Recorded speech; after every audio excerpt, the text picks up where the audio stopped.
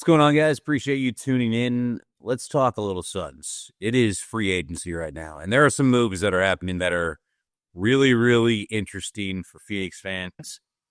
One in particular that happened today that was unreal, that nobody saw coming, and it opens up the possibility of things for Phoenix to do. Now, in case you missed it, massive news for Milwaukee as the Bucks decided to waive Damian Lillard with 2 years left on his contract. That ended up costing them $113 million in dead cap space that they got to then stretch over 5 years rather than 2 years. So then rather than it being $55 million against the cap both years, it ends up being a little over $21, $22 million a year, every year for 5 years. Still substantial. Still hits you against the cap. But it freed up $30 million a year for them, which they were then able to go out and use to get Miles Turner. Now, they are all in on all that. But that move makes things interesting for Phoenix because now we live in a world where them waiving Bradley Beal isn't so crazy. And the more I think about it, I almost want to say it makes sense in some ways. Now, there are two different situations between them and Milwaukee. I'll get into a little bit of why. And I really want to kind of talk a little bit about why, in a weird way, it kind of saves Phoenix money if they decided to waive Bradley Beal. Let's first talk about how these are a little bit different situations between Milwaukee and Phoenix. First of all, there are a couple obvious ones. One, Milwaukee is in the East. The East is about to be trash next year. Any team that was worth anything seemingly had their best player get hurt. Tyrese Halliburton going down and going to be out this entire year.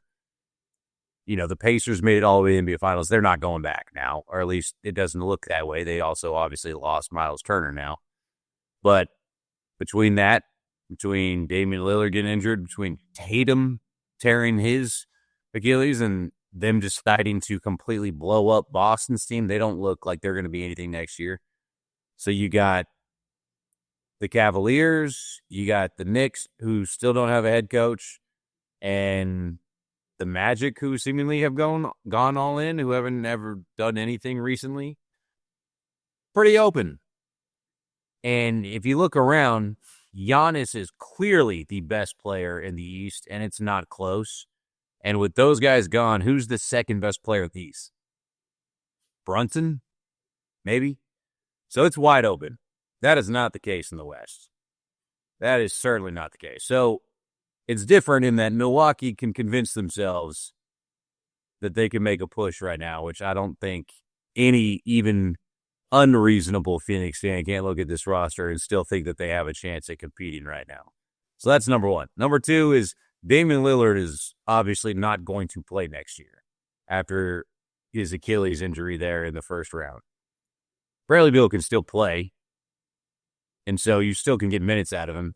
So you could still theoretically put him on the court this year and get something out of your money, whereas Lillard was going to be getting $55 million to just sit on the sidelines in crutches and rehab. So that's another portion of it.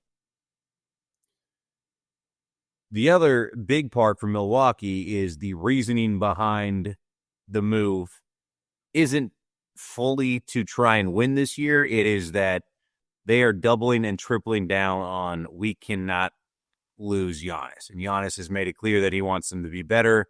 And so they're making moves with a mindset not necessarily of we want to win right now, but we got to keep our guy. That's not really the case in Phoenix.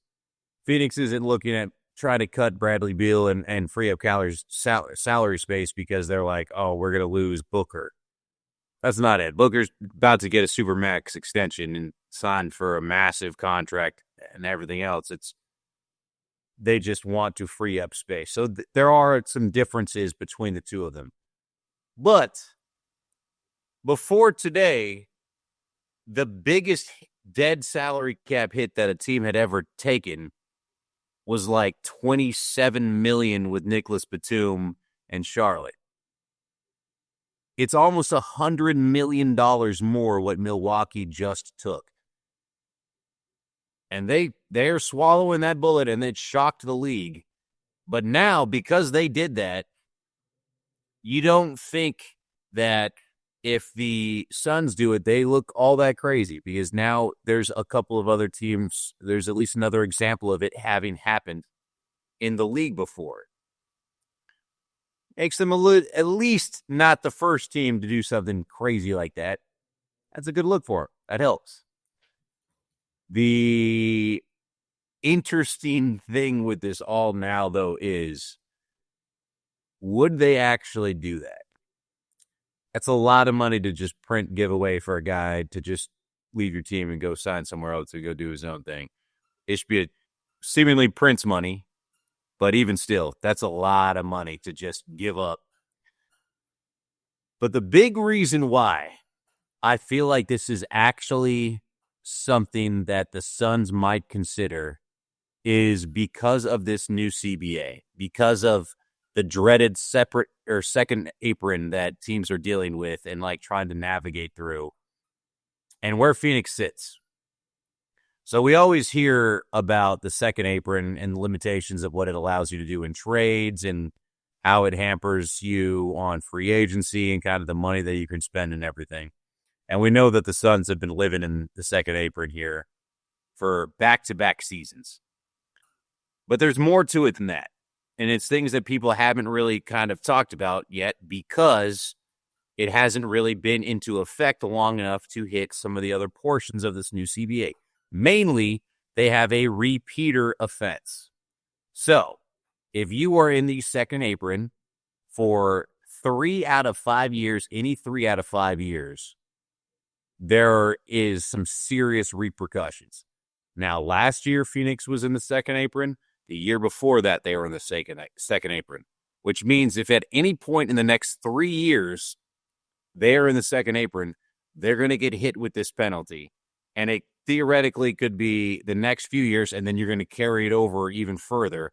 So they have massive incentive right now to get under this second apron to avoid some of these penalties, because they are stiff. So, according to the bylaws, if you are in a second apron multiple-time offender in any 5-year period for at least 3 times, you have the potential of forfeiting a first-round draft pick and have restrictions on trades. Now, the first-round draft pick doesn't really matter for the Suns when you give away all your first-round picks. To be honest with you, it's not really going to hurt them that much. But you have restrictions on using the mid-level exception. Your first-round draft pick could also be moved to the end of the first round, regardless of where it was. So you can get penalized to being like where you would be in the draft. And an interesting also one here is you have to pay a luxury tax. Now, that is dependent on how much over into the second apron that you would theoretically be. But there's a lot there. Like, if you were 20 million over into the second apron, the threshold would be 103 million on there. You'd end up paying 132 million as a penalty. A lot of these teams are talking about the fact that if they do this, for instance, for the Suns, the number that I keep kind of generally hearing is $25-30 million penalty if they are in the second apron.